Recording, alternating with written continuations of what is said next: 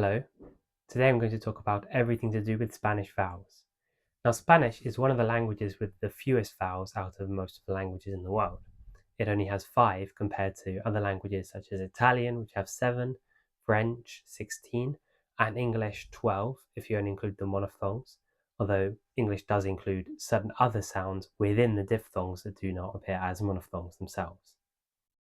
Let's take a look at the Spanish vowel chart. If you're not familiar with vowel charts, to put it simply, on the horizontal axis is how far forwards or how far back your tongue is, with the most far forward being on the left. And the vertical axis is how open or closed your mouth is, with the most open being on the bottom and the most closed being on the top. Now, the vowel chart isn't completely comprehensive of what makes up a vowel, but it does include the 2 most important aspects. The other aspects are rounding and tension, which are not included on the chart.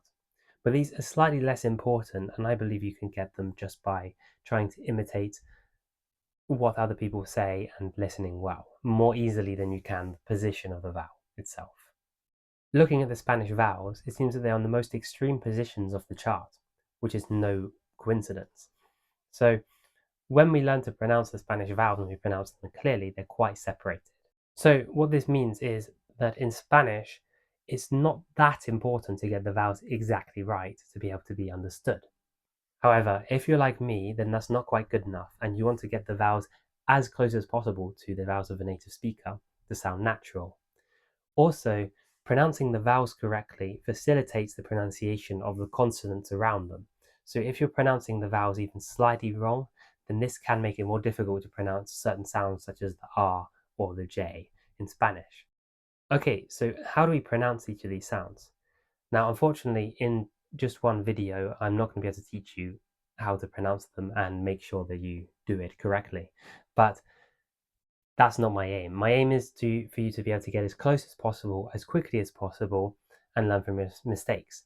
And then, of course, the most useful thing to do would be to go to and take a class or speak to a native speaker and ask for feedback and get them to give you corrections and help you get even closer. So let's go through each of the vowels in turn and compare them to the English vowels that are closest and trying to start to approximate them as best as we can. Okay, so firstly let's start with the A sound. Now the A sound in Spanish is slightly more open and slightly more further back than the A sound in English, such as in the word cat. We wouldn't say cat, it would be more like cat. But it's also close to another sound, notably the R sound, which we have in RP English.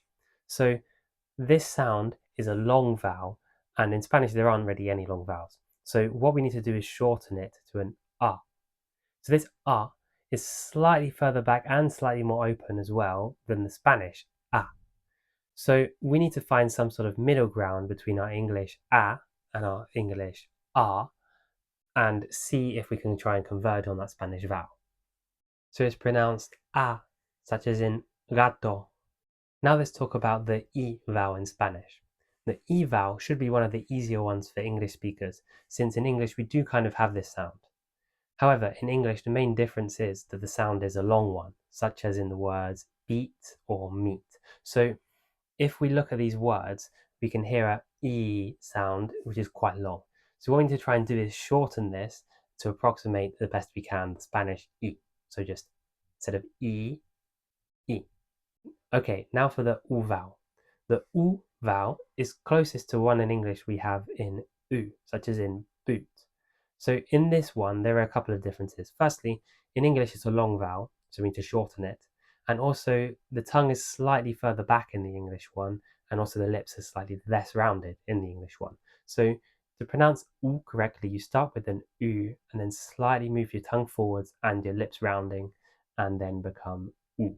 Okay, now we've seen the most open vowel, A, and the most closed vowels, I, U. And with the exception of the U, perhaps, these aren't too difficult for English speakers to approximate. So now we move on to the mid vowels, the E and the O, which are slightly harder for English speakers, for reasons we'll see. Okay, so now for the E vowel in Spanish. So the E vowel is closest to 2 vowels in English, the English A and the English E we have. So the E we have such as in bet and the A such as in hey. Now this second one is a diphthong, so we only want to consider the first sound within that diphthong to try and approximate our Spanish vowel. So instead of the A, we need to not change the vowel and keep it constant just as it is at the start. So an E. So E, such as tener. Now the final vowel is an O vowel. This O is closest to the vowel we have in English in words such as or, which is a long vowel again, especially in rhotic accents such as mine, but we need to shorten it, and also there are a couple of small differences, but this is the closest one. So or, o. Another quick tip for English speakers, try and avoid doing diphthongs, because these diphthongs that we do naturally in our own language are not happening in Spanish in the same way. When we see a single vowel in Spanish, it's always a monophthong. So we need to consider that we need to not add extra sounds afterwards. This is easier said than done since it's something we're so used to since we were born, but it is something you can get out of the habit of, and it's something you need to try and do. This is especially true for the A and the O in English, which in Spanish are not diphthongs, it's just an E and an O. So we need to shorten them and make sure that we don't do the diphthong. Okay, so before we look at the combinations of vowels in Spanish, we first need to look at classifications of vowels. So there are two main classifications of vowels in Spanish. You have the open and the closed, or the strong and the weak. So the strong vowels are a, e, o, and the weak vowels are u, i. So there are three types of combination of vowels in Spanish. Firstly, you have the diphthongs, which are where two vowels are combined together in one syllable using a sort of glide between them. And also you have hiatus, which is when two vowels are pronounced next to each other in separate syllables but without any consonant in the middle. And triphthongs, which are when three vowels are pronounced together in one syllable, similar to diphthongs but with three. An important thing to consider is that with hiatus, in English, we tend to avoid them. So we usually put a consonant sound in the middle, or a glottal stop, or even a linking R in my accent, for example. But this doesn't happen in Spanish, and hiatus are perfectly fine. You can go from one vowel to the other without any need for a consonant in the middle. Okay, so let's look at the standard rules for diphthongs in Spanish. It's important to note that these rules aren't always followed to the letter, especially not in relaxed speech. But it's important to first know the rules and be able to use them before breaking them in the same way native speakers do. These rules are also followed in formal Spanish most of the time and in written Spanish, so learning them is very useful anyway. Okay, so a diphthong is the combination of a strong and a weak vowel. So we can either have the weak vowel first or the weak vowel after. If the weak vowel is first, this is called a rising diphthong. This includes the vowels in cuatro, puerta, diario, ambiguo, tierra, and violín. In a rising diphthong, the weak vowel becomes a semiconsonant. So in the case of the u, it becomes a w, and in the case of an I, it becomes a ya. If the strong vowel is first, it's called a falling diphthong.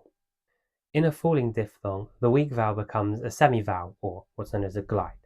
This includes the vowels in causa, europeo, bailar, reina, boina, or estadounidense.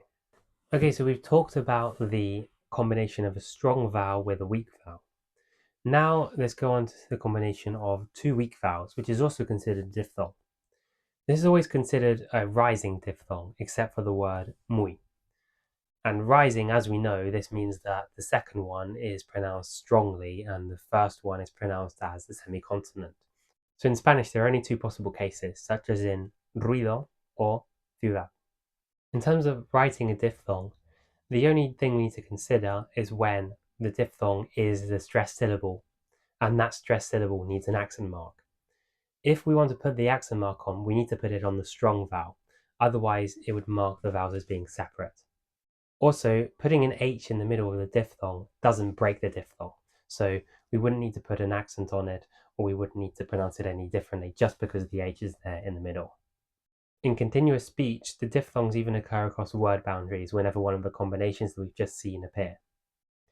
Okay, so now for triphthongs. So triphthongs is a combination of a weak, then a strong, then a weak vowel. So there are only a few combinations, and some of them are very uncommon. So let's look at a couple of examples. So we have the most common ones, which are iai, and ye, such as in enviáis or enviéis. And we also have rediauto, anti-europeo, and opioide. These last three mainly occur across word boundaries, but I managed to find a couple of examples of words or compound words that included them anyway, just to demonstrate.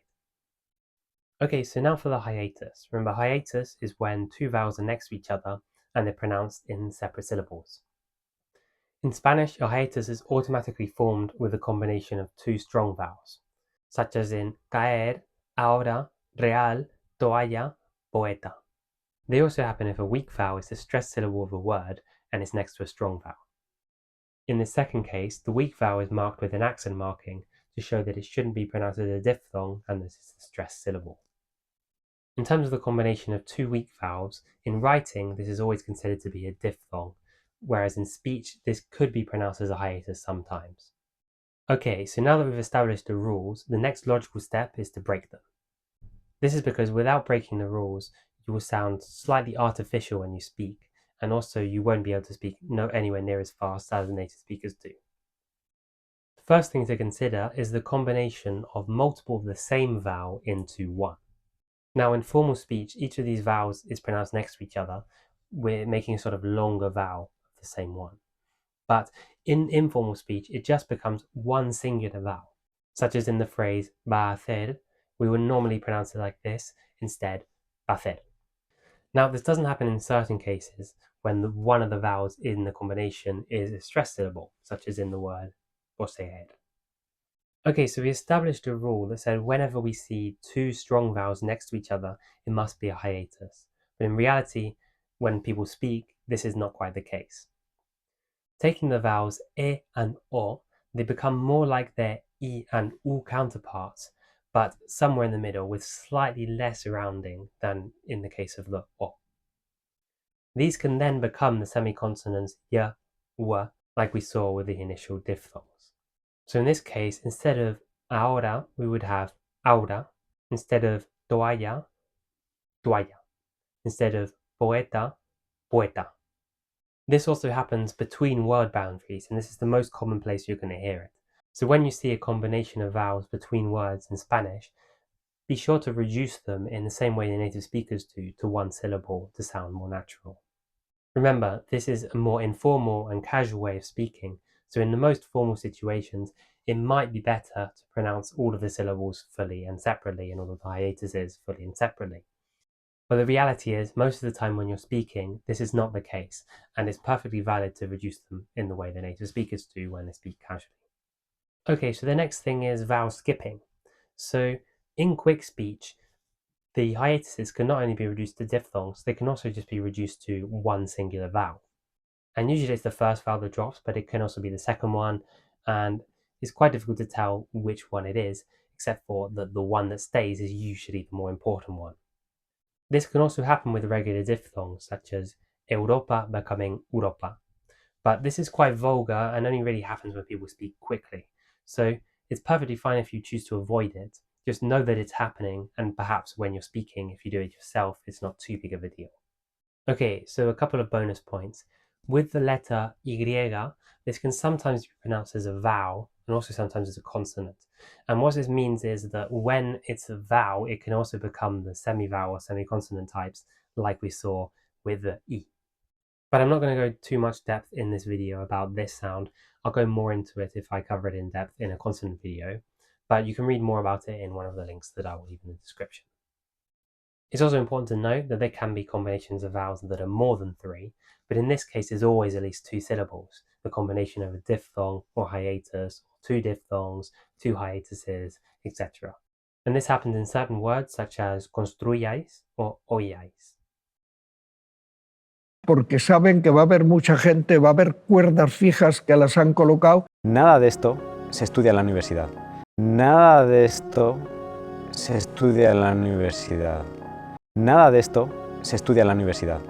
Se exporta a Europa porque alcanza un precio muchísimo más alto. Se exporta a Europa porque alcanza un precio muchísimo más alto. Se exporta a Europa porque alcanza un precio muchísimo más alto. Con una nómina de más de 150 artistas, se espera una edición 2022 con una nómina de más de 150 artistas, se espera una edición 2022 con una nómina de más de 150 artistas, se espera una edición 2022. Luego, por otro lado, el darte cuenta que estamos viviendo aquí y ahora. Luego, por otro lado, el darte cuenta que estamos viviendo aquí y ahora. Luego, por otro lado, el darte cuenta que estamos viviendo aquí y ahora. Tienes ese poder, entonces todo se ha resuelto. Tienes ese poder, entonces todo se ha resuelto. Tienes ese poder, entonces todo se ha resuelto. Okay, so I hope after watching this video you have a better idea about Spanish vowels and how they combine together into diphthongs and hiatuses and triphthongs and all that. There's quite a lot of information in this video, so if you didn't understand something, definitely go back and watch it again, or leave a comment in the comment section with a question and I'll be happy to answer it. Thank you for watching.